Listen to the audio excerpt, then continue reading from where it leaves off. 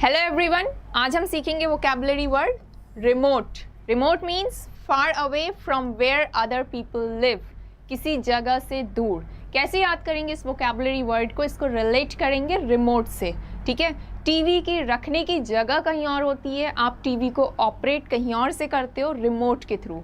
सो इसको रिलेट करें इस चीज़ से, सिचुएशन से, और समझें कि रिमोट का मतलब होता है far away from where other people live. Thank you.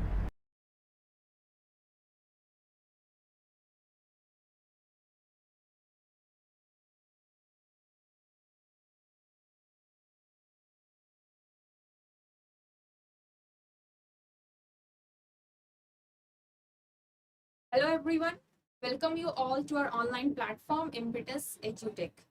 My name is Iram. My name is Iram. मैं यहाँ पे आपको इंग्लिश की क्लासेस देती हूँ। जैसा कि आपका MTS का और CHSL का एग्जाम होने वाला है, ठीक है?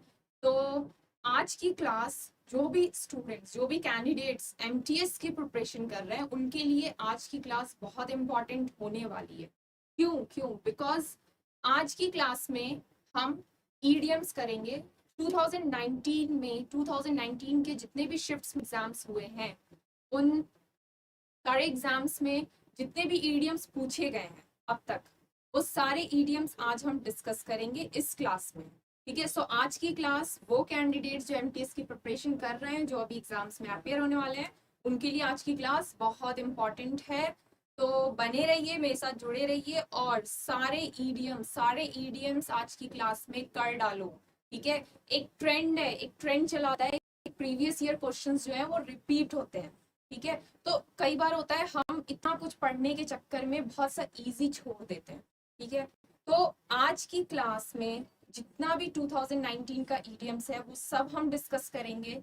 तो वो सारे ईडियम्स आज की क्लास में ही कर डालो, समझ लो, याद कर लो। एग्जाम में अगर पूछा जाए तो एक भी क्वेश्चन नहीं छूटना चाहिए। ठीक है, ओके। सो और साथ में जैसे ईडियम्स हम करेंगे तो साथ में जो भी वोकैबुलरी टर्म्स या जो भी चीज हम सीख सकते हैं वो सीखने की कोशिश करेंगे।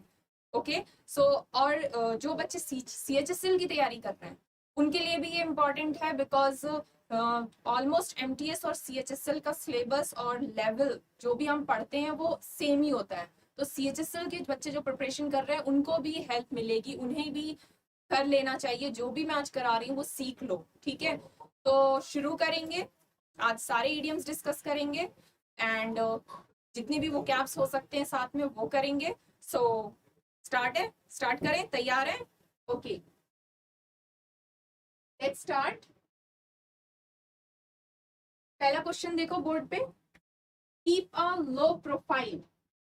Keep a low profile. अच्छा, इडियम्स को याद कैसे करेंगे? सिर्फ नॉर्मली ऐसे ही नहीं याद करेंगे, थोड़ा सा देखेंगे कि हम किस तरीके से इडियम्स को याद कर सकते हैं। ट्रिक्स देखेंगे, स्टोरीज बनाएंगे। जैसे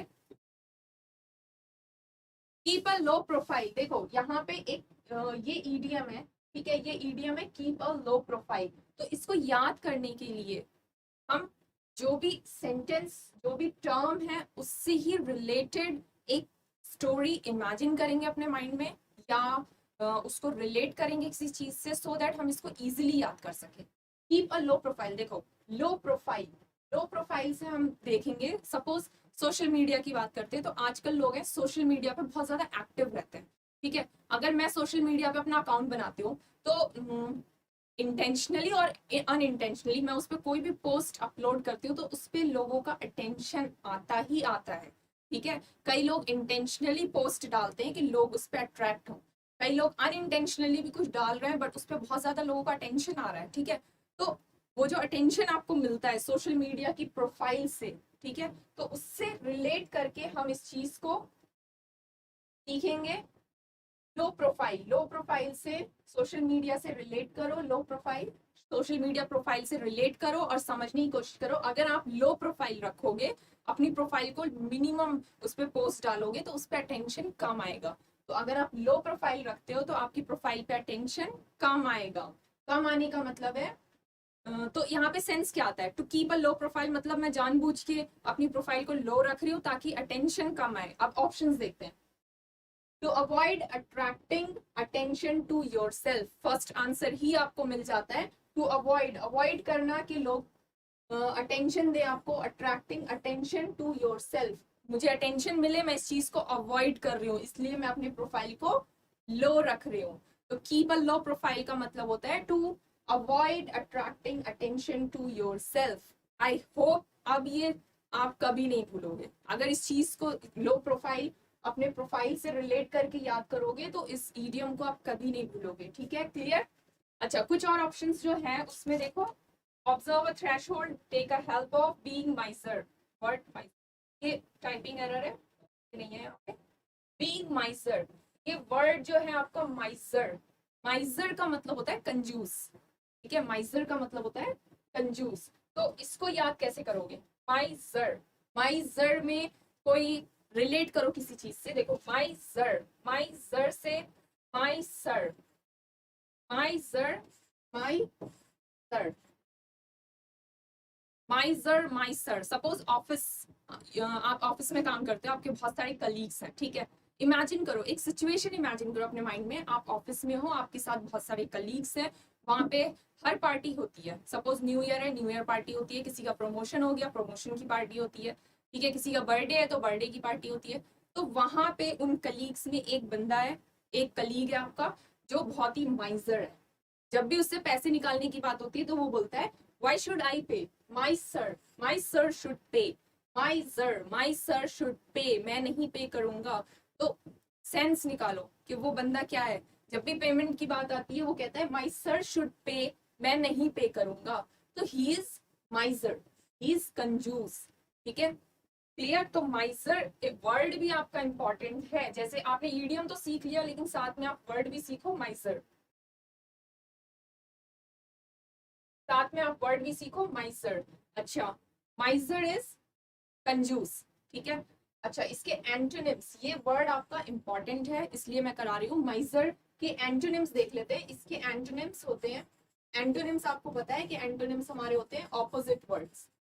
ठीक है, जो ऑपोजिट इन मीनिंग होते हैं। तो माइजर का मतलब है कंजूस, इसका ऑपोजिट क्या होगा? जो बहुत इजीली पैसे निकालता है, जो बहुत इजीली खर्च करता है। ठीक है, कुछ लोग बहुत ज्यादा खर्च करते हैं तो वो भी इसका ऑपोजिट हो सकता है। तो आपके पास कुछ इंपॉर्टेंट वोकैबुलरी टर्म्स होते हैं, जैसे स्पेंडथ्रिफ्ट, एक वर्ड है स्पेंड थ्रिफ्ट। ठीक है, स्पेंड थ्रिफ्ट, डी होता है बट डी साइलेंट, इसको पढ़ते हैं स्पेंड थ्रिफ्ट। तो स्पेंड थ्रिफ्ट मतलब बहुत ज्यादा स्पेंड करने वाला, बहुत ज्यादा खर्च करने वाला। ठीक है, तो spend thrift is a vocabulary word, इसका मतलब होता है बहुत ज्यादा खर्च करने वाला। और spend thrift is the opposite, is the antonym of माइजर। ऐसे ही हमारे पास एक वर्ड होता है एक्स्ट्रावेजेंट, एक्स्ट्रावेजेंट,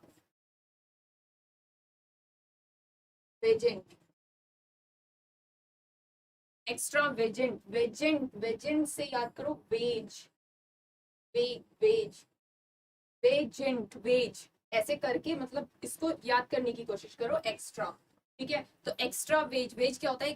सैलरी, मतलब एक अमाउंट जो आपको दिया जाता है काम करने के लिए। ठीक है, तो एक्स्ट्रा वेज, एक्स्ट्रा वेज, जिसको अगर सैलरी बढ़ती है तो लोग ज्यादा खर्च करने लगते हैं। ठीक है, इट्स ह्यूमन नेचर, जैसी आपकी सैलरी बढ़ जाएगी आप ज्यादा शॉपिंग करोगे, आप ज्यादा पैसे खर्च करोगे। तो एक्स्ट्रा वेजेंट को एक्स्ट्रा वेज से रिलेट करो, समझो कि एक्स्ट्रा वेजेंट, आपके पास जैसी वेज बढ़ गया, सैलरी बढ़ गई, आपने एक्स्ट्रा खर्च करना शुरू कर दिया।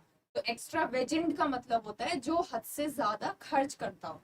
ठीक है, तो spendthrift and extravagant are synonyms, और ये दोनों ही आपके माइजर के एंटोनिम्स हो सकते हैं। क्लियर?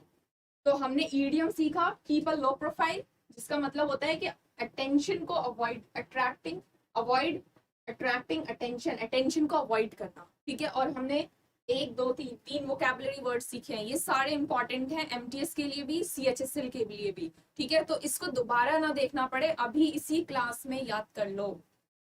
ठीक है, देन आगे बढ़ेंगे। अच्छा, माइजर का एक और एंटोनिम, एक और वर्ड होता है आपका प्रोफ्लिगेट, एक और वर्ड होता है प्रोफ्लिगेट, प्रोफ्लिगेट, प्रोफ्लिगेट। गेट से याद करो, प्रॉपरली, प्रॉपरली पूरा फिल, पूरा फिल, प्रॉपरली। सपोज कुछ लोग होते हैं जो अपना घर, अपना मकान बहुत शौक से बनवाते हैं, बहुत शौक से डिजाइन करवाते हैं। तो इमेजिन करो एक सिचुएशन, आपने अपना, आपका बड़ा सा घर है, मकान है, आपने बहुत चाहत से बनवाया है, तो उसका गेट जो है, मेन गेट, उसमें आपने सपोज प्रेशियस मेटल्स लगवाए हैं, ठीक है। तो प्रेशियस मेटल्स एक्सपेंसिव होते हैं, तो प्रॉपरली गेट, गेट से रिलेट करो अपने मकान के मेन गेट से, पूरा फिल कर दिया गेट को प्रीशियस मेटल से, ठीक है। अपने मकान के गेट को आपने पूरा फिल, प्रॉपरली पूरा फिल करवा दिया प्रीशियस मेटल से। प्रीशियस मेटल्स आपके एक्सपेंसिव होते हैं, तो अगर आपने पूरा फिल किया गेट को प्रीशियस मेटल से, तो आपने प्रॉपरली गेट किया, मतलब हद से ज्यादा खर्च किया। तो profligate is the synonym of extravagant, is the synonym of spendthrift, ठीक है। profligate आपका synonym हो गया extravagant का एंड spendthrift का, ठीक है। तो profligate वर्ड भी बहुत कॉमन है, ये याद कर लो। CHSL और MTS वाले कैंडिडेट्स के लिए ये वर्ड बहुत इंपॉर्टेंट है। क्लियर? synonym में अगर आएगा तो इसके synonyms extravagant, spendthrift हो सकते हैं, ठीक है। एंटोनिम में आप माइजर कर सकते हो, miser is the, profligate is the antonym of miser. Clear? Hope it's clear. आगे बढ़ेंगे, नेक्स्ट ईडियम हम करते हैं। Next idiom, bite off more than you can chew, bite off more than you can chew. सबसे पहले तो ये term देखो, बाइट ऑफ,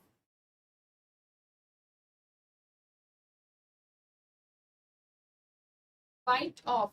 सी, कुछ फ्रेजल वर्ड्स जो होते हैं हमारे, कुछ फ्रेजल वर्ब्स होते हैं, जैसे call after, look after, please look after my child, look after, please look after my child.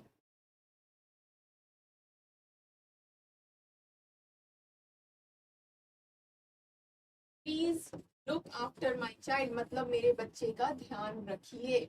Look के बाद आपका प्रपोजिशन यूज हो रहा है आफ्टर, तो लुक आफ्टर मतलब किसी का ध्यान रखना, ठीक है। तो यहाँ पे बाइट, बाइट मतलब बाइट करना, मतलब आई गेस आपको समझ में आ रहा होगा बाइट। तो बाइट के साथ आपका प्रपोजिशन OFF ऑफ यूज हुआ है, ठीक है। तो ये एक फ्रेजल वर्ब हो गया। तो फ्रेजल वर्ब्स भी आपके जो फिल इन द ब्लैंक्स होते हैं उसमें phrasal verb questions, phrasal verbs पे रिलेटेड क्वेश्चंस आ जाते हैं कई बार। तो आपको फ्रेजल वर्ब्स का भी मीनिंग पता होना चाहिए। बाइट ऑफ, सबसे पहली चीज यहाँ पे जो प्रपोजिशन है वो OFF ऑफ होगा, ठीक है। बाइट ऑफ का मतलब होता है एलिमिनेट करना, हटा देना, एलिमिनेट करना, हटाना, ठीक है। Bite off more than you can chew, chew मतलब आई गेस सबको पता होगा चबाना, ठीक है। तो इसको याद करने के लिए, सपोज आपने बाइट ऑफ, जितना आप च्यू कर सकते हो, हम जो भी खाना अपने मुंह में लेते हैं उसको हम च्यू करते हैं, ठीक है। च्यू करते हैं मतलब बड़े पार्टिकल, बड़ा जो फूड, जो बड़ा सा हमने निवाला बोलेंगे, जो हमने लिया है उसको हम च्यू करके स्मॉल पार्टिकल्स में तोड़ते हैं, ठीक है। तो bite off more than you can chew, जितना च्यू करते हैं उससे ज्यादा हमने बाइट ऑफ कर लिया, मतलब बहुत सारा एक ही बार में अपने मुंह में भर लिया हमने। सपोज आप बर्गर खा रहे हो, बर्गर के आपने एक बाइट ना लेके 3 बाइट्स ले लिए, तो योर माउथ इज फुल। अब उसको च्यू करना आपके लिए क्या हो जाएगा, बहुत मुश्किल हो जाएगा। तो आपने किया क्या, आपने अपने लिए एक परेशानी क्रिएट कर ली। च्यू करना एक जॉब था, एक टास्क था, च्यू करने में एनर्जी लगती, ठीक है। आपने एक बाइट लिया होता तो च्यू करना आसान होता, बट आपने बहुत सारे बाइट्स ले लिए तो आपके लिए च्यू करना बहुत मुश्किल हो जाएगा। तो आपने क्या किया, अपने लिए एक टास्क को डिफिकल्ट कर लिया। तो bite off more than you can chew का मतलब होता है कि अपने लिए किसी काम को और मुश्किल बना लेना, ठीक है। अब हम इसके ऑप्शंस देखते हैं। टू गल्प एवरीथिंग, गल्प का मतलब होता है swallow, swallow मतलब निगलना। To gulp everything, no. To eat big bites, बड़े बड़े बाइट्स लेना, no. To take on a task that is too big to handle, मतलब आपने एक ऐसा काम ले लिया अपने जिम्मे, टू टेक ऑन, ऐसा काम अपने जिम्मे ले लिया जो आपके लिए बहुत डिफिकल्ट था हैंडल करना। तो ये होगा इसका करेक्ट आंसर। आपने हद से ज्यादा बाइट्स ले लिए, अब आपको च्यू करने में बहुत मुश्किल आ रही है, तो आपने अपने काम एक ऐसा टास्क ले लिया जो आपके लिए बहुत डिफिकल्ट था करना, तो this is your correct answer. ठीक है, bite someone sadly, okay clear. Bite off more than you can chew का मतलब है, इसको रिलेट करो कि मैंने बहुत सारे बाइट्स ले लिए और च्यू करने में मुझे अब परेशानी हो रही, मतलब मैंने अपने काम को और मुश्किल बना दिया। ठीक है, क्लियर। नेक्स्ट इडियम करते हैं,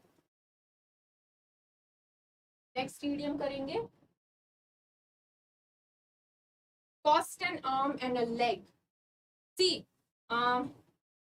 कई बार होता है कि सपोज दो लोगों के बीच में फ्रेंडशिप बहुत अच्छी है, ठीक है, और एक पर्सन बहुत ही नीडी है, उसे किसी चीज की जरूरत है, एक फ्रेंड बहुत नीडी है। इमेजिन करो इस सिचुएशन को, दो फ्रेंड्स हैं, एक फ्रेंड बहुत नीडी है और उसे चीजों कोई चीज की जरूरत है और वो चीज उसके आउट ऑफ रीच है, मतलब एक्सपेंसिव है, ठीक है, वो खरीद नहीं सकता। तो दूसरा फ्रेंड बिकॉज वो बहुत ही अच्छा फ्रेंड है, तो वो क्या कहेगा, सपोज वो भी उसे नहीं दिला सकता, वो फाइनेंशियली इतना स्ट्रांग नहीं है, ठीक है, तो जस्ट फॉर फन इस सिचुएशन को इमेजिन करो, ठीक है, तो वो क्या बोलेगा, अरे यार तू टेंशन मत ले, मैं अपनी किडनी भी बेच दूंगा और तुझे वो चीज दिला के रहूंगा, तो किडनी भी बेच दूंगा, don't take it otherwise, just for इसको कैसे याद करना है ये इमेजिन करो, किडनी भी बेच दूंगा, तो why he said so, kidney भी बेच दूंगा, क्यों बोला उसने, क्यों, क्योंकि किडनी अगर कोई बेचता है या ऑर्गन ट्रांसप्लांट करता है तो वहां पे आपको पैसे मिलते हैं, तो काफी अच्छे खासे पैसे मिलते हैं,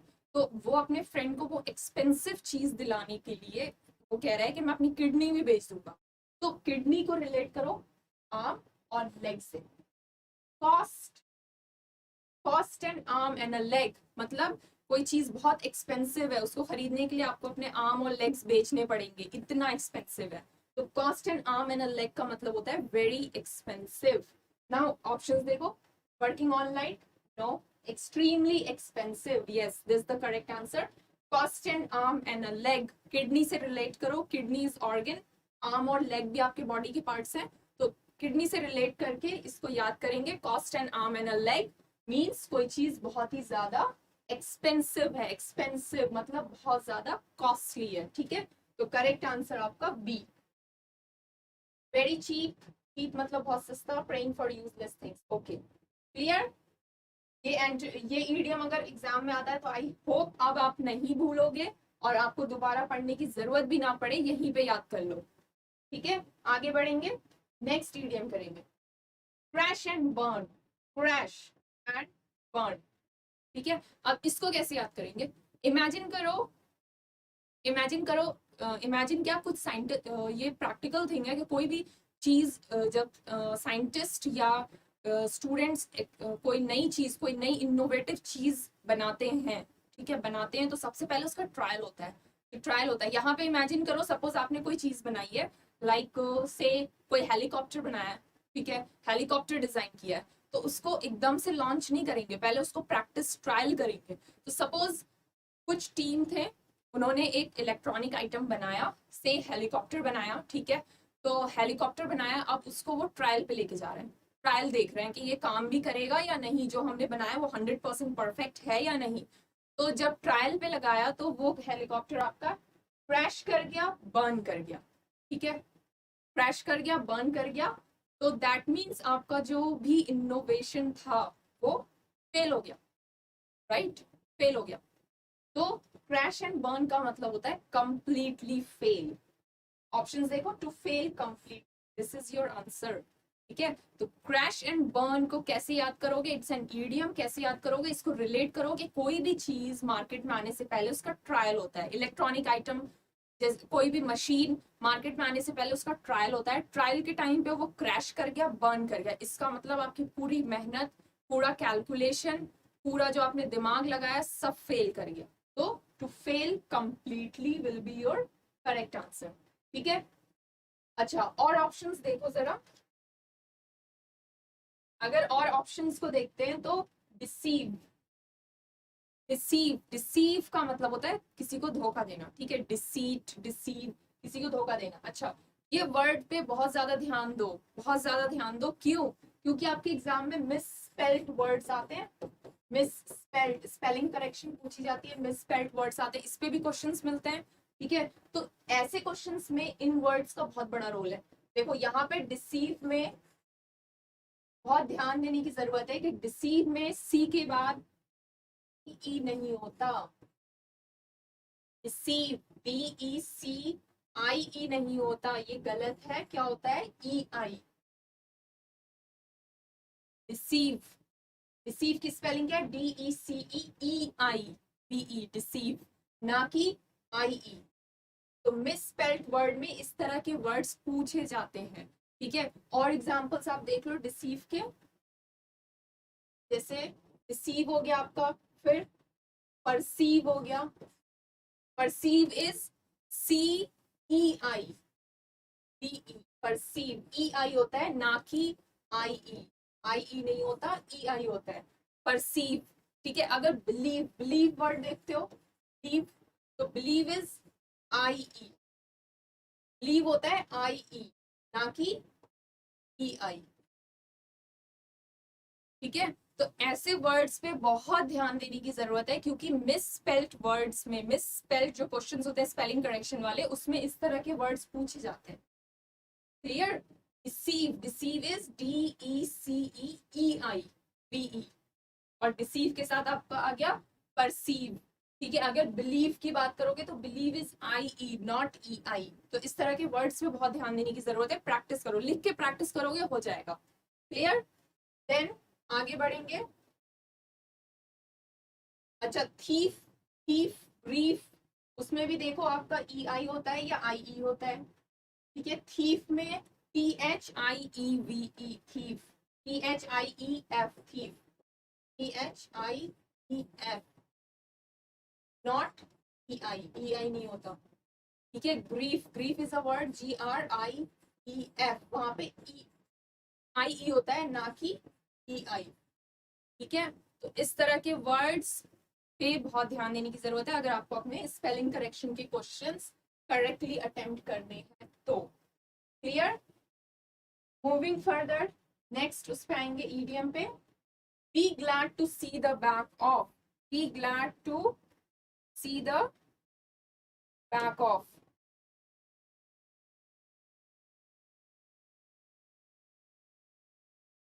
इस ईडियम को याद करने के लिए एग्जामिन करो एक सिचुएशन अपने दिमाग में। एक सिचुएशन इमेजिन करो, सपोज आप घर पे हो, घर पे रिलेटिव्स आते हैं मिलने के लिए, ठीक है। सपोज कोई आपकी आंटी है जो आपको पसंद नहीं है, ठीक है। आपके पसंद होने से चीजें नहीं चलती, शी इज योर रिलेटिव, तो वो घर पे आएंगी आएंगी, ठीक है। नो मैटर आपको पसंद आए ना आए, आपको बर्दाश्त करना पड़ेगा, ठीक है। तो सपोज कोई आंटी है, वो आपके घर पे आती है, आपको नहीं पसंद, तो वो आई हुई हैं, वो 1 घंटे से बैठी हैं। Don't take it otherwise, just for कि हम इस वर्ड को कैसे याद करेंगे, तो ये हम एक इमेजिनरी सिचुएशन को अपने दिमाग में रख रहे हैं, ठीक है। सपोज वो आंटी आई हुई है, आप घर में हो, आप 1 घंटा हो गया, आप सोच रहे हो कब जाएंगी यार, कब जाएंगी, तो be glad to see the back of.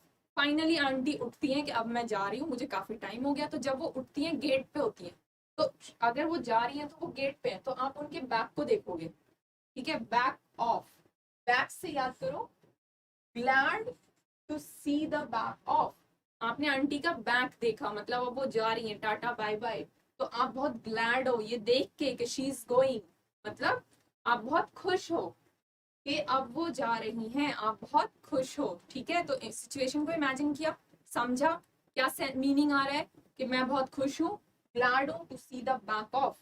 Now options को देखते हैं। To speak of an issue, किसी इशू पे बात करना, ऐसी तो कोई बात हुई नहीं है।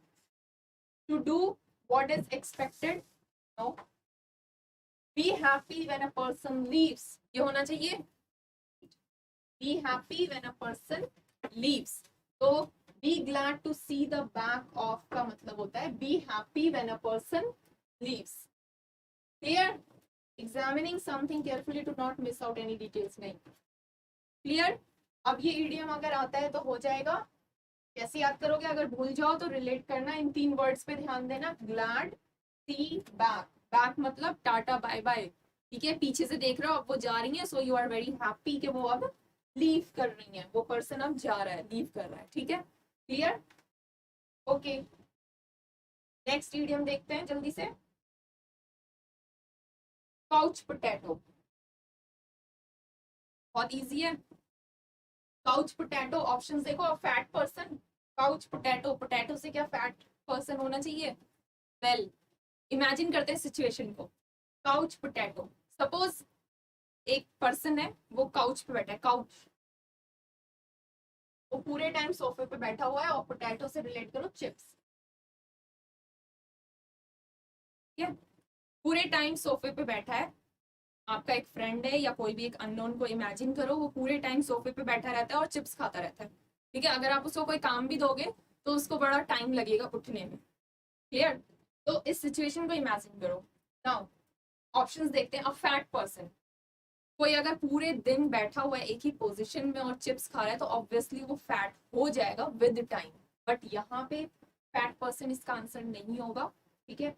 जरूरी नहीं है, कोई थिन पर्सन भी हो सकता है जो बैठ के पूरे टाइम पोटैटो खा रहा है, ठीक है, तो थिन भी हो सकता है, तो जरूरी नहीं है कि फैट पर्सन हो, ये नहीं होगा। लवर ऑफ पोटैटो, चिप्स खाने के लिए सोफे पे बैठने की जरूरत नहीं है। अगर आपको चिप्स पोटैटो पसंद है तो आप कहीं भी कुछ भी खाओगे, पोटैटो खाओगे, ठीक है, उसके लिए काउच, सोफे की जरूरत नहीं है, तो ये भी नहीं हो रहा, ठीक है।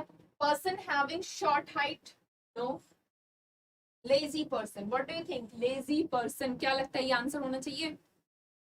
काउच पोटैटो, पोटैटो खा रहा है, चिप्स खा रहा है, पूरे टाइम सोफे पे बैठा है, एक काम अगर बोल दो तो उससे हिला नहीं जाता, उसको बड़ी परेशानी होती है, means he is very lazy, lazy person, clear? तो इसका करेक्ट आंसर होगा a lazy person. Couch potato means a lazy person, clear? अब ये इडियम अगर क्वेश्चन आता है एग्जाम में तो आपसे छूटना नहीं चाहिए, कर लो अभी के अभी इसी क्लास में, दोबारा पढ़ने की भी जरूरत ना पड़े। Next, turn a blind eye, turn a blind eye, ठीक है। ब्लाइंड आई वो सबको पता होगा, ब्लाइंड मतलब जो नहीं देख सकता, ठीक है। तो turn, turn a blind I, suppose आपने किसी ने कोई बात कही, आपने अपनी आईज, देखो आईज से हम क्या करते हैं, हम कोई भी चीज अपनी आईज से देखते हैं, ठीक है, अपनी आंखों से देखते हैं।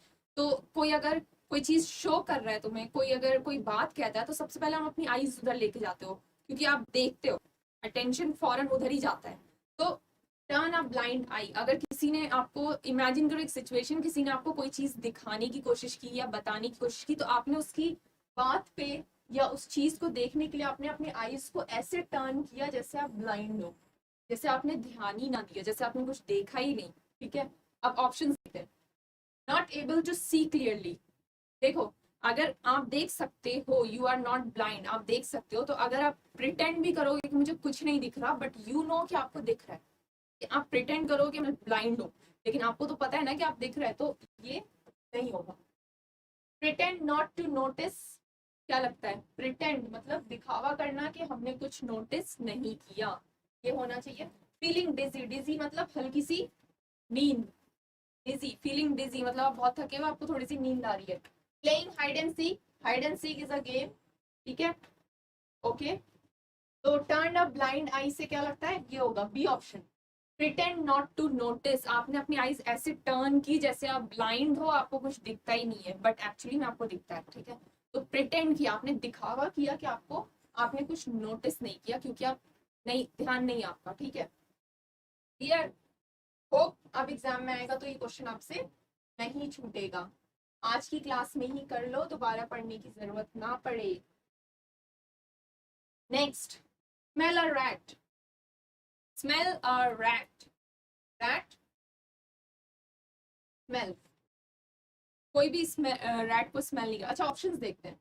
A very fall smell, smell a rat, very fall smell, कोई रिलेशन नहीं बन रहा। Smell of a dead rat, not necessary. इसको कैसे याद करोगे? सपोज आप घर में एंटर करते हो, अपने ही घर में आप एंटर करते हो, और आप लोग सभी मेंबर्स को, फैमिली मेंबर्स को अचानक से ऐसा लगता है कि कहीं से कोई गंदी सी स्मेल आ रही है, बहुत गंदी सी स्मेल आ रही है।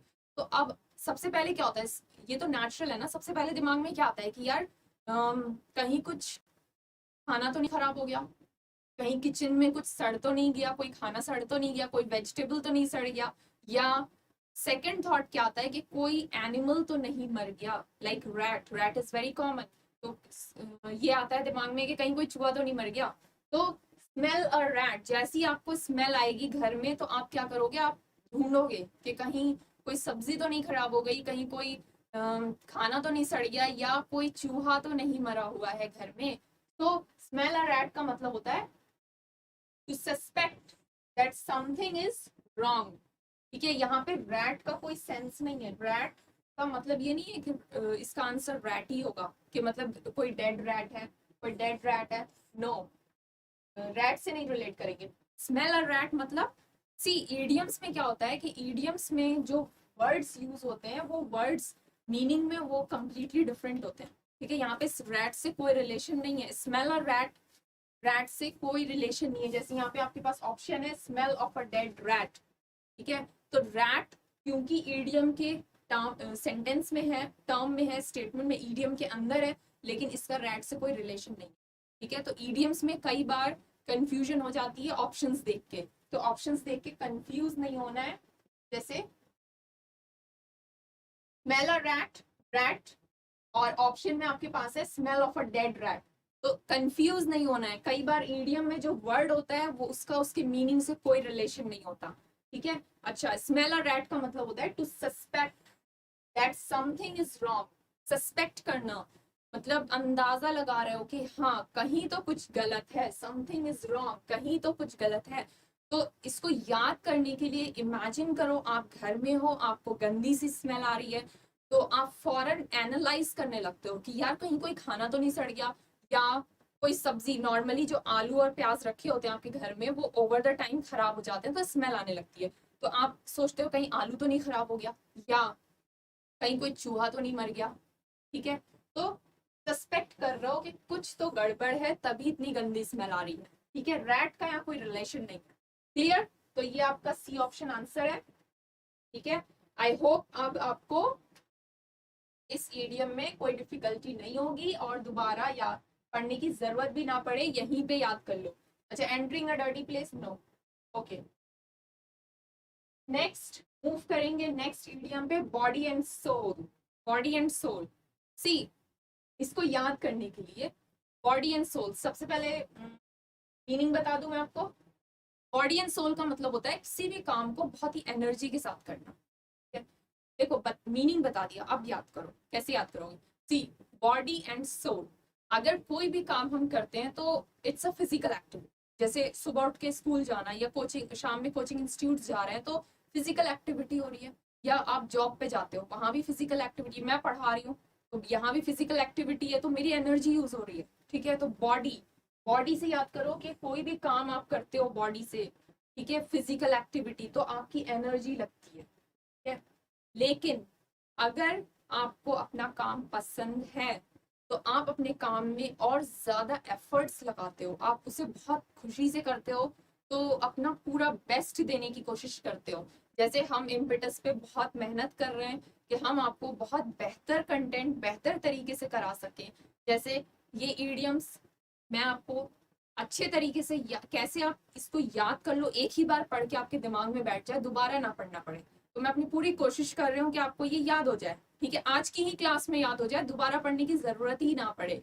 तो मैं फिजिकल एक्टिव, मैं बोल रही हूँ मुझे एनर्जी लग रही है, लेकिन प्लस मुझे ये आपको पढ़ाने में मजा आ रहा है, तो मैं कोशिश कर रही हूँ कि कैसे भी आप इसको समझ लो, तो I am trying my best. तो मुझे ये काम में मजा है तो मैं और ज्यादा एफर्ट्स लगा रही हूँ और ज्यादा एनर्जी लगा रही हूँ।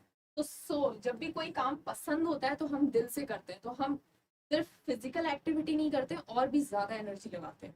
तो इसका मतलब क्या हुआ बॉडी एंड सोल का?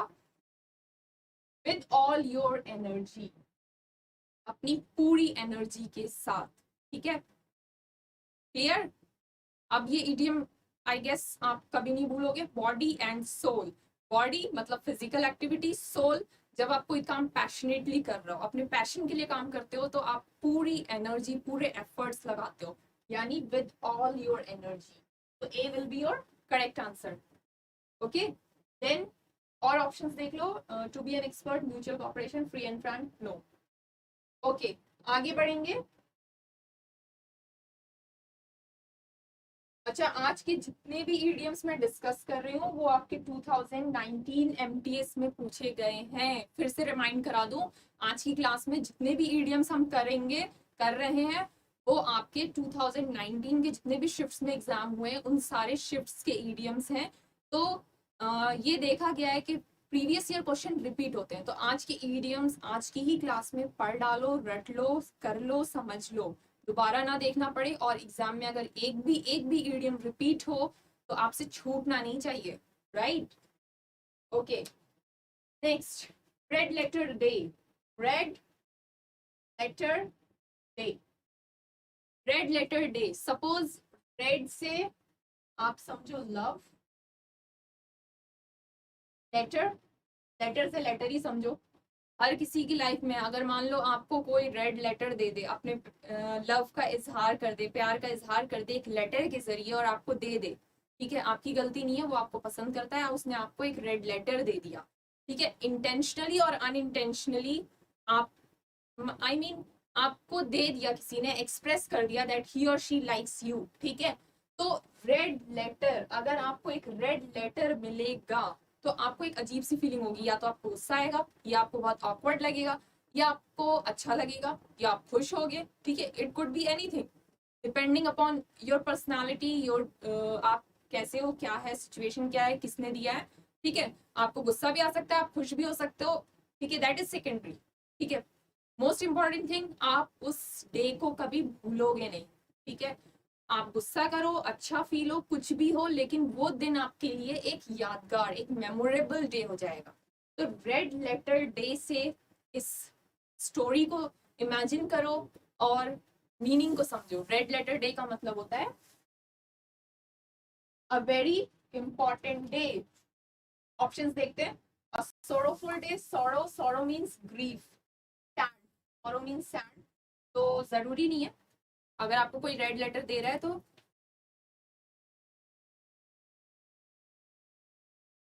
अगर कोई रेड लेटर दे रहा है तो जरूरी नहीं है कि आप सैड हो, आप खुश भी हो सकते हो। बहुत से लोग तो भाई फूले नहीं समाएंगे, ठीक है। तो सॉरो मीन्स सैड, जरूरी नहीं। Next, a day when one feels lazy, no. Most dangerous day of one's life, no. A day that is pleasantly noteworthy और मेमोरेबल, मेमोरेबल यादगार, ठीक है। तो यादगार दिन होगा, क्लियर। तो red letter day, memorable day, आज की क्लास में आज ही याद हो गया होगा ये ईडीएम, आई गेस, क्लियर, ठीक है। मजा आ रहा है, ईडीएम समझ में आ रहे हैं, याद हो रहे हैं, आई गेस दोबारा पढ़ने की जरूरत नहीं पड़ेगी। फिर से रिमाइंड करा दो, आज की क्लास एमटीएस की प्रिपरेशन जो कर रहे हैं उनके लिए बहुत जरूरी है। ये सारे प्रीवियस ईयर क्वेश्चंस हैं आपके, तो प्रीवियस ईयर क्वेश्चंस रिपीट होते हैं, तो आज की क्लास में याद कर लो, रिपीट हो गया, एक भी क्वेश्चन ना छूटे, राइट। सीएचएसएल वालों के लिए भी जरूरी है क्योंकि लेवल सेम ही होता है, तो उनके भी पेपर में ये क्वेश्चन, इनमें से कोई भी क्वेश्चन पूछा जा सकता है, क्लियर। अच्छा लग रहा है, अगर मेरे साथ मजा आ रहा है पढ़ने में, ईडियम्स अच्छे से याद हो रहे हैं, तो सेशन को लाइक जरूर करना, and yes, don't forget to share. Session को एंड तक देखो और शेयर जरूर करो। अगर आपको नहीं अच्छा लग रहा, आपको नहीं समझ में आ रहा, हर किसी की समझ, अंडरस्टैंडिंग लेवल अलग होती है, शेयर करो। ये सेशन क्या पता किसी और के लिए बहुत जरूरी हो, बहुत इंपॉर्टेंट हो, बहुत हेल्पफुल हो, तो शेयर करना इज वेरी इंपॉर्टेंट, शेयर करो, ठीक है। सेशन को शेयर करो और एंड तक जरूर देखो, क्लियर। और एंड में देखने के बाद पसंद आए तो लाइक करो और शेयर करना मत भूलना। आगे बढ़ते हैं। Next, between the devil and the deep C, between the devil and the deep C, devil and the deep C.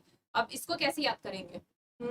Imagine करो, मूवीज में इट्स वेरी कॉमन, मूवीज में आपने देखा होगा या सीरीज में देखा होगा, सीरियल्स में देखते होगे कि एक्टर्स जो होते हैं वो भाग रहे हैं अपने एनिमी से, दुश्मन से भाग रहे हैं, और भागते भागते वो जाके खाई पे पहुंच जाते हैं। ये बहुत ही कॉमन सीन है, किसी भी मूवी में दिखाते हैं। वो भागते अपने दुश्मन से भाग रहे हैं और भागते भागते जाके खाई पे अटक जाते हैं, ठीक है। तो खाई मीन सपोज ये पूरा नीचे आपका खाई है, ठीक है, ये पूरा नीचे आपका खाई है, आप यहाँ पे खड़े हो, और exactly on the tip, suppose आप यहाँ पे खड़े हो,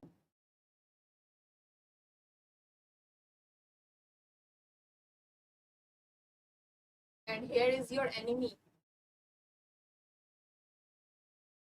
ठीक है, तो अब क्या है, आपके पास दो परेशानियां हैं, दो परेशानियां हैं। यहाँ पे आपका एनिमी है, आपका दुश्मन खड़ा है, और यहाँ पे क्या है, आपका खाई है।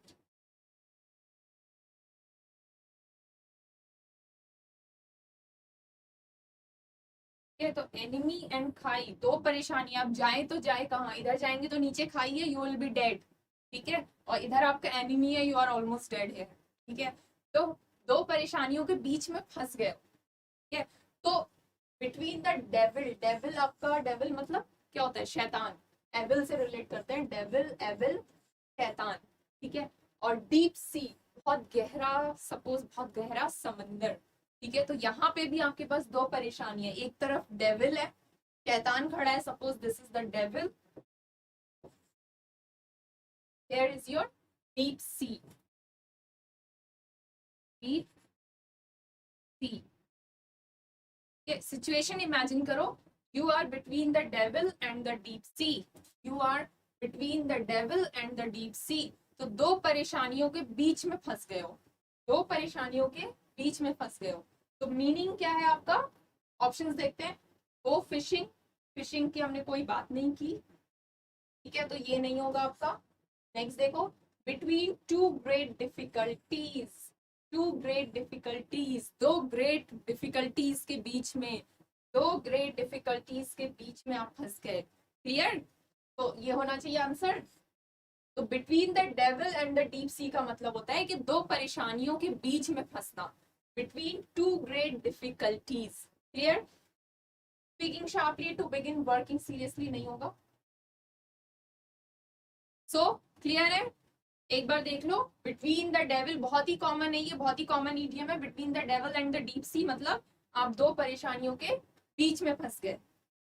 आई होप अब ये ईडियम आप कभी नहीं भूलोगे और दोबारा पढ़ने की जरूरत भी नहीं पड़ेगी। मजा आ रहा है ईडियम सीखने में, कमेंट्स में लिख के बता सकते हो। और सेशन को एंड तक देखो, सारे ईडियम्स कर लो, आज ही कर डालो, दोबारा पढ़ने की जरूरत ना पड़े। सेशन को शेयर जरूर करना, मे बी दूसरे की हेल्प हो जाए, सेशन को शेयर जरूर करना। नेक्स्ट आगे बढ़ते हैं, do or die, do or die. जितने भी बच्चे एमटीएस का एग्जाम देने वाले हैं, it's a do or die situation for them. क्यों, डू और डाई का क्या मतलब है, सी अभी मेहनत करोगे एग्जाम क्लियर हो जाएगा, अभी मेहनत नहीं करोगे एग्जाम क्लियर नहीं होगा। तो डू और डाई सिचुएशन है, मतलब इस पर्टिकुलर अटेम्प्ट में आप अगर चाहते हो कि इसी बार क्लियर हो जाए, दोबारा एक साल और मेहनत ना करनी पड़े, मतलब इस ईयर के लिए, इस पर्टिकुलर ईयर के लिए आप चाहते हो कि आपका इसी साल बस इसी अटेम्प्ट में क्लियर हो जाए, दोबारा फिर से एक साल ना देना पड़े, तो अगर वो चीज आपके लिए बहुत जरूरी है, then it's a do or die situation for you. मतलब करना है या नहीं, कर लोगे, एग्जाम क्लियर कर लोगे, हो जाएगा, सब कुछ हो गया, ठीक है, नहीं हुआ सब खत्म, क्लियर। तो it's a do or die situation for you, मतलब to make a final effort, final effort, अगर इस बार करना है तो करना है, फाइनल एफर्ट समझ के करना है, क्लियर। तो डू और डाई का मतलब होता है अपना फाइनल एफर्ट देना। तो एग्जाम बहुत करीब है, टाइम बहुत कम है, स्पीड के साथ, slow and steady wins the race, वाली बात से काम नहीं चलेगा यहाँ पे। अब स्लो चलने का टाइम नहीं है, जल्दी जल्दी करो, रिविजन करो, क्विकली रिविजन करो, चीजों को इजी तरीके से, स्मार्ट तरीके से समझो और करो, ठीक है, टाइम बहुत कम है। तो इसलिए आज के इडियम्स आज की ही क्लास में कर डालो, clear. Do or die, to make a final effort. यहाँ पे देखो डिसीव फिर से आया आपका, डिसीव, इस तरह के वर्ड्स पे बहुत ध्यान देने की जरूरत है, स्पेलिंग करेक्शन में इस तरह के वर्ड्स आते हैं, और इसमें आपको देखना है कि डिसीव इज DECEI, BE ना कि IE, ठीक है। तो इस तरह, जैसे believe, believe is BE, believe is BELIEVE, यहाँ पे बिलीव में ई आई नहीं होता, आई ई होता है, और डिसीव में ई आई होता है, आई ई नहीं होता। इस तरह के वर्ड स्पेलिंग करेक्शन में पूछते हैं, तो इस तरह के वर्ड्स पे ध्यान देना बहुत जरूरी है, और इस तरह के वर्ड्स की प्रैक्टिस कर लो। जितनी प्रैक्टिस करोगे उतना चीजें आसान हो जाएंगी। क्लियर? देन आगे बढ़ते हैं, नेक्स्ट इडियम देखते हैं, come to light.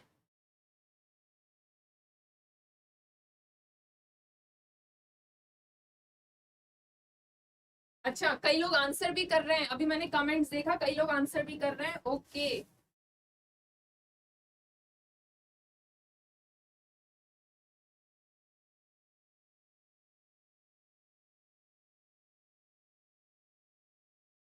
Okay, come to light. Next idiom, come to light. Suppose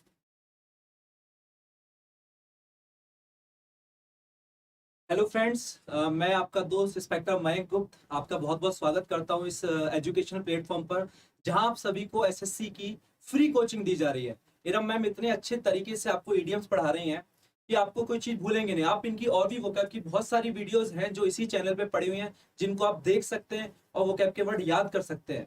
और मैं आपको एक और चीज बताना चाहूंगा कि अक्सर मैथमेटिक्स में बच्चे कैलकुलेशन में पीछे रह जाते हैं। जहां वो 2 क्वेश्चन करने वाले होते हैं वहां वो एक ही कर पाते हैं।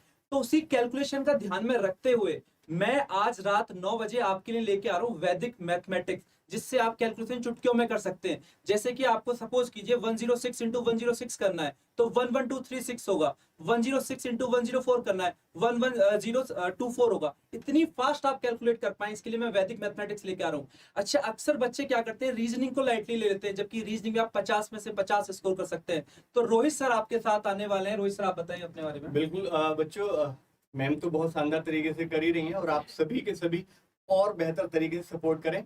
और बाकी का जो शेड्यूल है हमारी इवनिंग की जो क्लासेस, जो आप सभी को पता होना चाहिए, तो जैसे सर ने बताया कि मयंक सर ने कि भी रात को 9 बजे में मैथ का एक बहुत ही शानदार जो वैदिक, जिसको बच्चे कहीं ना कहीं बहुत लाइटली ले लेते हैं, तो वो सर सेशन लेके आने वाले हैं। उससे पहले 5 से 6 क्लॉक जो हमारा चल रहा था, जिसमें हमने 2 पार्ट डिस्कस कर लिए हैं और बेसिक से उसकी बातें सीखी हैं, आज उनके हम बहुत ही शानदार क्वेश्चन डिस्कस करेंगे।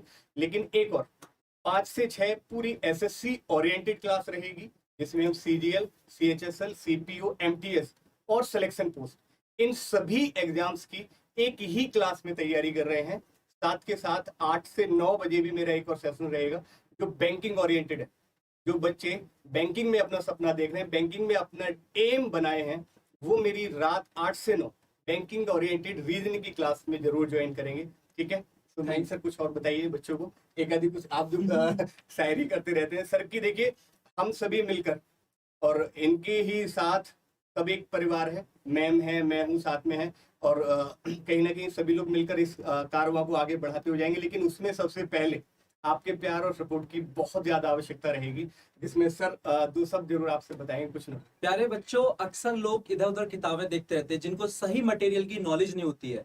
तो उसी मटेरियल को हम सही आपको तरीके से बताएंगे, कौन सी चीज पढ़नी है, कहाँ से पढ़नी है, कितनी पढ़नी है। तो कहते हैं ना, तालीम नहीं दी जाती परिंदों को उड़ानों की, तालीम नहीं दी जाती परिंदों को उड़ानों की, वो खुद जान लेते हैं ऊंचाई आसमानों की। तो इसी के साथ हम लोग आपसे विदा लेंगे और इरम मैम अपनी क्लास कंटिन्यू करेंगे। Thank you very much.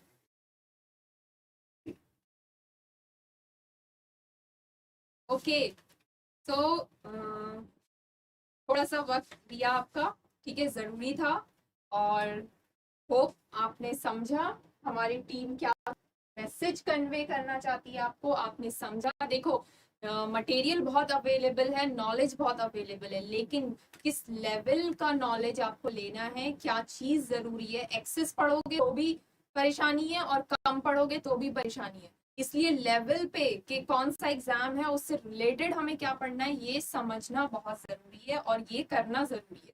ज्यादा पढ़ना, कहते हैं ना, too much knowledge is a dangerous thing, और ये भी कहते हैं कि little knowledge is a dangerous thing. तो कैसे आपको तैयारी करनी है, ये हमारी टीम पूरी कोशिश करेगी कि आपको बेहतर से बेहतर कंटेंट बेहतर तरीके से दिया जाके, ठीक है, और आपका मोटिवेशन भी बना रहे।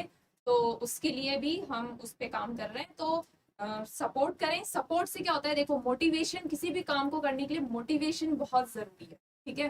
तो टीचर्स को भी अच्छा लगता है जब बच्चे लाइक करते हैं, कमेंट करते हैं कि हाँ समझ आ रहा है। तो सिंपल, आपके लिए एक सिंपल सा स्टेटमेंट होगा कि समझ आ रहा है, but for a teacher it's very very motivating and very satisfying and very important. जैसे ही बच्चा लिखता है ना कि मैम मुझे समझ आ रहा है, थैंक यू, मतलब वो थैंक यू कह भी नहीं रहा है, बट अगर वो लिख रहा है मैम समझ आ रहा है, तो इतनी सी चीज हम टीचर्स को बहुत मोटिवेशन देती है। तो it's really important and it matters a lot for us. इसलिए हम कहते हैं कि सेशन को शेयर करो, लाइक करो, कमेंट करो। और कमेंट करते हो, देखो ऑनलाइन प्लेटफॉर्म पे हम पढ़ा रहे हैं, तो आप कमेंट करते हो तो लगता है कि हाँ हम स्टूडेंट से कनेक्टेड है, ठीक है, तो ऐसा लगता है कि क्लास चल रही है, एक ऑफलाइन बैच चल रहा है। तो आप बने रहते हो लाइव में, लाइव सेशंस में आप हमारे साथ जुड़े रहते हो, तो हमें भी मजा आता है, ठीक है। मोटिवेशन किसी भी काम के लिए जरूरी है। ओके, सो सपोर्ट करो, शेयर करो, लाइक करो, शेयर करो सेशन को, किसी और को जरूरत होगी, क्या पता मैं जो पढ़ा रही हूँ वो किसी और के लिए बहुत हेल्पफुल हो, तो शेयर भी करो, ठीक है। ओके, जल्दी से अब हम नेक्स्ट ईडियम को देखते हैं। Come to light. Come to light, suppose जैसे मूवीज में दिखाते हैं, इमेजिन करो मूवीज में दिखाते हैं कोई थीफ आ गया घर में, ठीक है, कोई थीफ आ गया, चोर आ गए घर में, तो अंधेरे में, रात में अंधेरे में आते हैं, वो चुपके से आ रहे हैं, आपको लगा, आपको आहट हुई, आपने लाइट जलाई, तो लाइट जलाई तो कोई चीज रिवील हो गई, रिवील हो गई मतलब वो चीज सामने आ गई, ठीक है। तो कम टू लाइट, इमेजिन करो सिचुएशन के आप छुपने की कोशिश कर रहे हो, या चोर घर में एंटर किया, वो अंधेरे में आ रहा है कि कोई मुझे देख ना सके, लेकिन जैसे ही आप लाइट ऑन करते हो तो वो रिवील हो जाता है, वो आपके सामने आ जाता है। तो लाइट से रिवील वर्ड या ध्यान में रखो, रिवील सामने आ जाना। तो कम टू लाइट का मतलब होता है to be known publicly, public के सामने आ गए, ठीक है। तो आंसर इज दिस। क्लियर? अच्छा, यहाँ पे देखो कुछ ऑप्शन में, देखो एक वर्ड दिख रहा है, ऑब्सक्योर। ऑब्सक्योर एक वर्ड है, ये बहुत ही इंपॉर्टेंट वोकैबुलरी वर्ड है, ऑब्सक्योर। ऑब्सक्योर का मतलब होता है कोई चीज मिस्टीरियस, ठीक है, ऑब्सक्योर का मतलब होता है मिस्टीरियस। तो इसको याद कैसे करेंगे? ऑब्सक्योर, सी क्योर से याद करेंगे, क्योर। जैसे अभी लास्ट 2 इयर्स बहुत मुश्किल रहे हैं कोविड के टाइम पे, ठीक है, कोविड के टाइम पे लास्ट 2 इयर्स बहुत मुश्किल रहे, और बहुत सी चीजें लोगों को क्लियर नहीं थी, मिस्ट्री बनी हुई थी। तो ऑब्सक्योर, क्योर से याद करो कि कोविड जब बहुत पीक पे था, तो उस बीमारी का क्या इलाज है, क्या क्या न्यूज आ रही है, सब कुछ एक मिस्ट्री थी।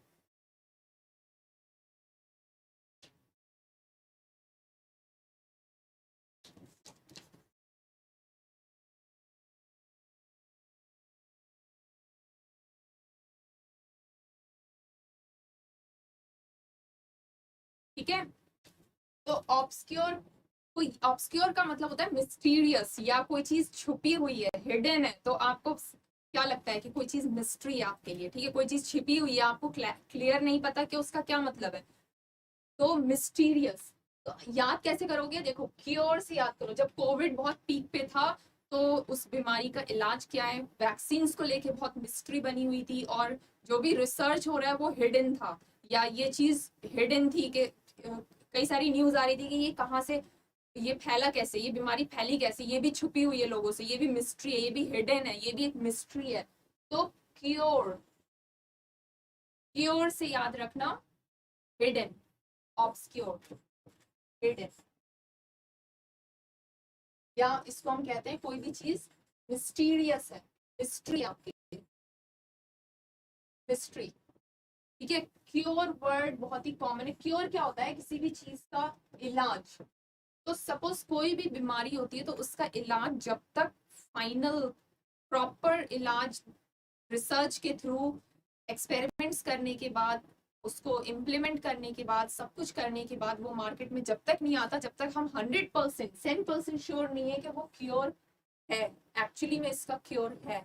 तो जब तक वो हम 100% श्योर नहीं होते साइंटिस्ट, तब तक वो चीज छुपा के रखते हैं, हिडन, मिस्टीरियस। तो क्योर, ऑब्सक्योर का मतलब है हिडन, मिस्टीरियस।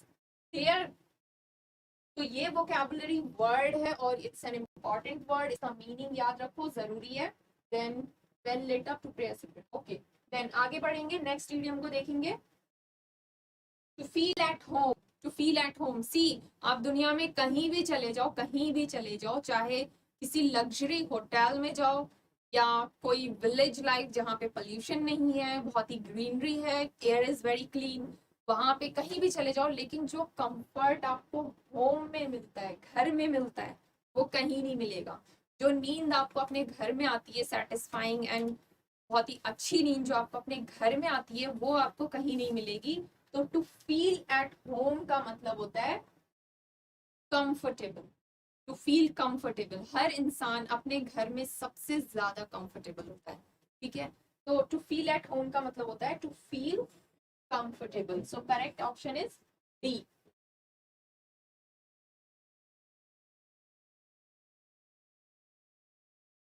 ठीक है, तो to feel at home, to feel comfortable. To feel out of place, no, कोई भी आउट ऑफ प्लेस का मतलब क्या है कि आपको ऐसी फीलिंग हो कि मैं यहाँ पे हूँ ही नहीं, मैं बाहर का हूँ, तो घर में तो ऐसी कोई बात होती नहीं है। To me miss one's home, no. To really at home, no. To feel comfortable, clear, it's very common idiom to feel at home, to feel comfortable. Next, pull up your socks, pull up your socks। देखो, pull up, pull up मतलब ऊपर की तरफ खींच रहे हो, और socks, suppose आपके सॉक्स में इलास्टिक लगी होती है, सपोज आपके सॉक्स की इलास्टिक लूज हो गई है और आप कहीं इंपॉर्टेंट मीटिंग में जा रहे हो, तो आपका सॉक्स जो है बार बार इलास्टिक लूज है, तो बार बार नीचे गिर रही है, तो आप क्या कर रहे हो, उसे बार बार ऐसे खींच रहे हो, पुल अप योर सॉक्स। मतलब आप बहुत ज्यादा एफर्ट लगा, बार बार आपको खींचना पड़ रहा है, ठीक है, तो आप इसमें बार बार एफर्ट्स लगा रहे हो। तो पुल अप योर सॉक्स का मतलब होता है कि एफर्ट्स लगाना। अब ऑप्शन को देखते हैं। To suspect some foul play, no. To lose one's temper, this is also an idiom। To lose one's temper, temper होता है आपका गुस्से से रिलेटेड है। टू लूज वंस टेम्पर, अगर आपने अपना टेम्पर खो दिया, टू लूज वंस टेम्पर मतलब आपको गुस्सा आ गया अचानक से, शॉर्ट टेम्पर्ड, ये भी एक idiom है, जरूरी है, याद कर लो। अच्छा, to put in extra effort, pull up your socks, बार बार अपने सॉक्स ऊपर पुल कर रहे हो, मतलब एक्स्ट्रा एफर्ट डाल रहे हो, तो C is your correct option. Clear? Yes, good afternoon, good afternoon. Kamil, Shakil, C or D? C or D? To play a joke on someone? No. D नहीं होगा, C option is correct. Pull up, आप ऊपर खींच रहे हो अपने socks को, तो आप बार बार एफर्ट लगा रहे हो, तो मतलब to put in extra efforts. Clear? अच्छा, ये भी आपका एक idiom है, to lose one's temper, इसका मतलब होता है अचानक से गुस्सा आ जाना। क्लियर, आगे बढ़ेंगे।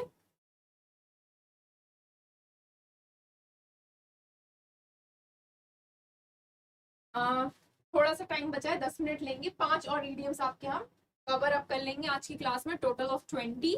ठीक है, तो आगे बढ़ते हैं जल्दी से। नेक्स्ट इडियम देखते हैं, आई वॉश। आई वॉश, जैसे ब्रेन वॉश होता है वैसी है हमारा आई वॉश। बताओ आई वॉश का क्या होना चाहिए इडियम? इडियम का मीनिंग क्या होना चाहिए? Solution, deception, problem, fact. Deception क्या होता है? डिसेप्शन का मतलब होता है धोखा। डिसेप्शन, डिसेप्शन, इसको याद करो, सपोज करो रिसेप्शन, रिसेप्शन से याद करो। Deception, reception, deception, reception, deception, reception. Reception में किसी का रिसेप्शन हो रहा है, इस तरह की न्यूज बहुत आती हैं। सपोज एक हस्बैंड वाइफ रिसेप्शन हो रहा है, वहां पे गर्लफ्रेंड आ गई और गर्लफ्रेंड ने रिवील कर दिया, रिवील, रिवील मतलब कम टू लाइट, रिवील कर दिया कि मैं तुम्हारी गर्लफ्रेंड हूँ। तो उस जिस लड़की की शादी हो रही है उसे क्या पता चलेगा, ओ मेरे साथ डिसेप्शन हो रहा है, मेरे साथ धोखा हो रहा है। तो रिसेप्शन में उसे पता चल रहा है कि मेरे साथ डिसेप्शन हो रहा है, धोखा। ठीक है, तो eye wash, B. Yes Kamil Shakeel, right, correct answer is B. Eye wash मतलब आंखों के सामने ऐसा धूल, ऐसा झूठ सामने आपने कर दिया, मतलब झूठ को भी सच दिखा दिया और ऐसे प्रेजेंट किया कि सामने वाला एक धोखे में है। तो आई वॉश का मतलब होता है डिसेप्शन। ठीक है, धोखा। क्लियर? नाउ क्विकली हम नेक्स्ट इडियम को देखेंगे।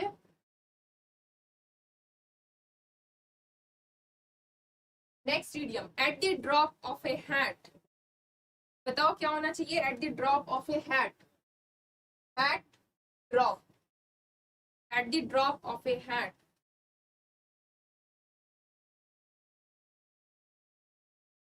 देखो सपोज कुछ लोग होते हैं अपनी चीजों को लेके बहुत ज्यादा पॉजिटिव होते हैं, या पॉजिटिव होते हैं, या बहुत फिक्र होते हैं, या कोई चीज अपनी चीजों को बहुत संभाल के रखते हैं। तो सपोज आपने कोई हैट खरीदा है, your new hat, it's your new hat, और आप जा रहे हो और सडनली आपका हैट ड्रॉप कर गया, गिर गया, ठीक है, गिर गया, तो आप क्या करोगे? कामिल शकील ने आंसर कर दिया है, इसका आंसर है D. Yes Kamil Shakeel, right, इसका आंसर होगा इंस्टेंटली। देखो सपोज आपकी कोई न्यू हैट है, ठीक है, और वो ड्रॉप कर गई, ठीक है, तो आप अपनी चीजों का बहुत ध्यान रखते हो, तो जैसे ही वो ड्रॉप करेगी आपको लगेगा यार ये तो न्यू है, फौरन आप झुकोगे उसको उठाने के लिए। तो फौरन इंस्टेंटली फौरन आप झुकोगे उसको उठाने के लिए। तो कैसे याद करोगे? At the drop of A hat, जैसे ही मेरा हैट ड्रॉप किया मैं फौरन झुकी उसको उठाने के लिए, तो इसका आंसर होगा इंस्टेंटली, फौरन। देखो रेयरली का मतलब होता है कभी कभार, बहुत मुश्किल से, और रेयरली और हार्डली सिनोनिम है। हार्डली बहुत मुश्किल से, रेयरली हार्डली सेम है, क्वाइटली बहुत ही चुपचाप से, तो ये आपका नहीं होगा, ये नहीं होगा, instantly will be your correct answer, यानी फौरन। क्लियर? कोई परेशानी इसमें नहीं होनी चाहिए, बहुत आसान है। नेक्स्ट आगे बढ़ेंगे, नेक्स्ट इडियम देखेंगे CatNap.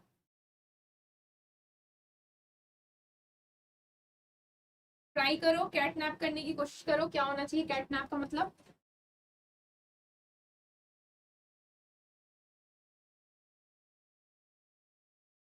C, cat is a very common pet.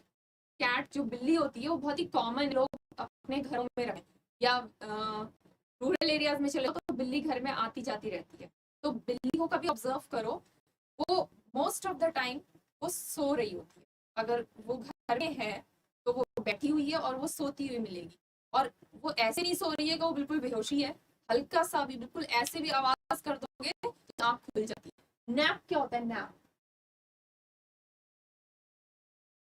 Nap क्या होता है? कहते हैं कि अगर स्टडीज कर रहे हो और टाइम कम है और सो नहीं सकते तो नैप ले लो।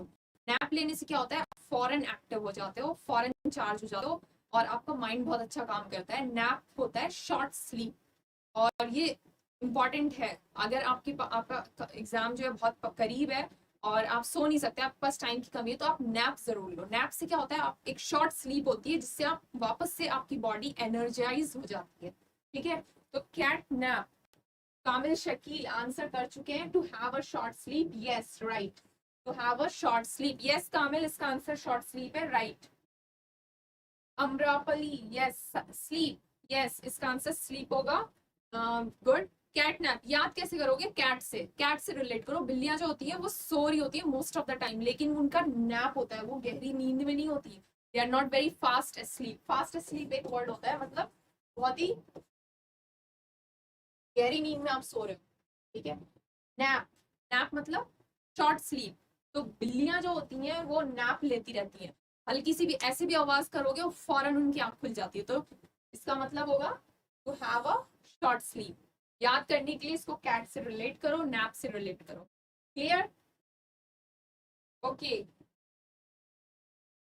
मर्मरिंग का मतलब पता होना चाहिए। मर्मरिंग होता है बड़बड़ाना, ठीक है। ओके नेक्स्ट आगे बढ़ेंगे, नेक्स्ट इडियम देखेंगे। आज की क्लास मैं वापस से रिपीट कर रही हूँ, आज की क्लास उन बच्चों के लिए जो एमटीएस का एग्जाम जिनका करीब है, जो एमटीएस का एग्जाम देने वाले हैं, उनके लिए बहुत इंपॉर्टेंट है। ये सारे इडियम्स प्रीवियस ईयर के हैं, तो क्वेश्चन पेपर में रिपीट होते हैं क्वेश्चंस, तो रिपीट हो सकते हैं, इसके फुल चांसेस हैं। इसलिए आज के सारे इडियम्स आज की ही क्लास में कर लो, समझ लो, याद कर लो। और CHSL वाले भी ध्यान दें, क्योंकि उनका भी लेवल सेम ही होता है, तो उनके भी क्वेश्चंस पेपर में पूछा जा सकता है। Clear? Next, add insult to injury. Try करो, क्या होना चाहिए इसका answer? Add insult to injury. Injury से, इंजरी, सपोज आप बाहर जा रहे हो, आप गिर गए रोड पे, ठीक है। कई लोग बहुत एम्बैरेसिंग हो जाते हैं, जैसे ही आप कोई लड़की गिर जाती है वो बहुत एम्बैरेस्ड फील करती है, या कोई गिर जाता है तो वो बड़ा एम्बैरेसिंग सा लगता है, ठीक। तो आपको इंजरी आ गई, आप गिर गए, आपके मान लो नीज में चोट लग गई, घुटने में चोट लग गई, या आपके एल्बोज में चोट लग गई, ठीक है, तो आप ऑलरेडी एम्बैरस फील कर रहे हो, आप अपनी इंजरी को नहीं देख रहे हो, उस मोमेंट में आप एम्बैरस फील कर रहे हो। लेकिन उसके अलावा लोग आपको कमेंट करने लगे, ठीक है, या हंस दिए, या किसी ने कुछ कमेंट कर दिया, आपका मजाक बना दिया, तो ऐड इंसल्ट, ऐड इंसल्ट। क्या होना चाहिए इसका आंसर? आप ऑलरेडी इंजर्ड हो, एम्बैरेस फील कर रहे हो, लेकिन लोगों ने हंस के या कुछ कह के उसमें और इंसल्ट ऐड कर दिया, मतलब आप ऑलरेडी बैड फील कर रहे थे, लोगों ने आपको और बुरा फील करवा दिया। तो answer should be punished severely, no. Talking behind the curtain, no, ये भी एक ईडियम है आपका। Well, to state something very concisely, no. To act in a way that makes a displeasing situation worse, displeasing situation verse.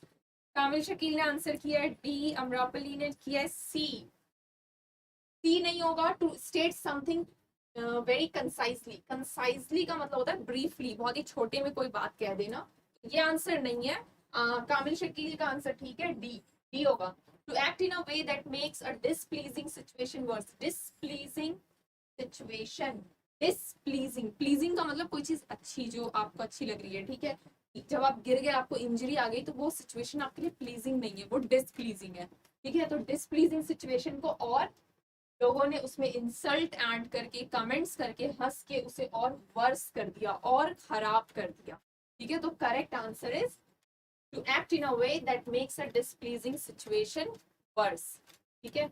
Injury में insult add करके situation को और खराब कर दिया, क्लियर। अच्छा, यहाँ पे एक और ईडियम आपको गिवन है, ऑप्शन में देखो, to talk, talking behind the curtain. Talking behind the curtain का मतलब होता है, मतलब छुप के बात करना। टॉकिंग बिहाइंड द कर्टन का मतलब होता है छुप के बात करना, हिडन कॉन्वर्सेशन, क्लियर। नेक्स्ट, आज की क्लास का लास्ट ईडियम हम करते हैं। लास्ट ईडियम, अब तक जितने भी कराए, आई होप सब याद हो गए होंगे।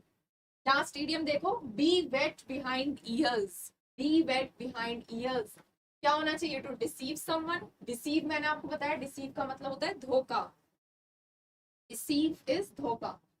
B wet behind ears, to deceive someone, not very experienced, go up to the extreme, an infectious disease.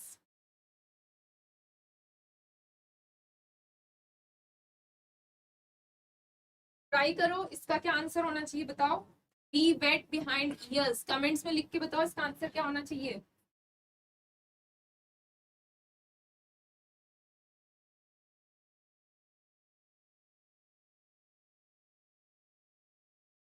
देखो, वेट बिहाइंड ईयर्स, ईयर्स और वेट पे ध्यान दो।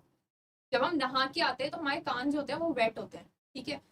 तो नॉर्मली क्या होता है, हम पूरी बॉडी अपनी ड्राई कर लेते हैं, टॉवल यूज करते हैं, लेकिन अपने कान क्लीन करना भूल जाते हैं, ठीक है, कान हमारे गीले रहते हैं। अगर उसी मोमेंट में हम अपने कान क्लीन कर लें, ईयर्स को क्लीन कर लें, वेट होते हैं, और उसी मोमेंट में अगर हम क्लीन कर लें, ड्राई कर लें, तो हमारे ईयर्स बहुत क्लीन हो जाते हैं। बट होता क्या है, होता क्या है कि हमें ये बात नहीं पता होती है, टिल टीनेजर बहुत से लोगों को ये बात नहीं पता है कि जैसे ही आप नहा के निकल रहे हो, आपने अपनी बॉडी तो ड्राई कर ली टॉवल से, but your ears are still wet, ठीक है। तो वेट बिहाइंड ईयर्स, तो आप क्या है, इन एक्सपीरियंस हैं, आपको एक्सपीरियंस नहीं है, आपको पता नहीं है कि टॉवल से पूरी बॉडी क्लीन कर ली, but ears are still wet, तो आप इन एक्सपीरियंस हो, नॉट वेरी एक्सपीरियंस्ड। तो मम्मी अपने बच्चों को बोलती हैं कि कान भी ड्राई करो, जरूरी है, ठीक है, ये अभी गीले हैं, इसको भी सुखाओ। तो बी वेट बिहाइंड ईयर्स को रिलेट करो और इसके मीनिंग को समझो। इसका मतलब होता है नॉट वेरी एक्सपीरियंस्ड, ठीक है, clear. To deceive someone, go up to the extreme, infectious disease, ये नहीं होगा, ये नहीं होगा, infectious disease, no. Wet behind ears मतलब एक बच्चा है जो नहा के आया, उसने अपनी पूरी बॉडी को ड्राई कर लिया टॉवल से, लेकिन वो अपने कान, उसके दिमाग में ही नहीं है कि मेरे कान भी गीले हैं, इसे भी क्लीन कर, इसे भी वेट कर, ड्राई करने की जरूरत है। तो मम्मी उसे बताती है कि क्यों, क्योंकि वो बहुत एक्सपीरियंस्ड नहीं है, ठीक है, क्लियर? होप आज की क्लास के सारे ईडियम्स आपको समझ में आए होंगे और आपको याद भी हो गए होंगे। ठीक है, तो आज की क्लास अगर मजा आया पढ़ने में, करने में और समझने में तो लाइक करना और शेयर जरूर करना सो दैट किसी और की हेल्प हो सके। ओके, तो खत्म करते हैं आज की क्लास को यहीं पे। ठीक है, थैंक यू। हेलो एवरीवन, आज हम वोकैबुलरी वर्ड सीखेंगे एसिडुअस। एसिडुअस का मतलब होता है शोइंग हार्ड वर्क। ठीक है, परिश्रम,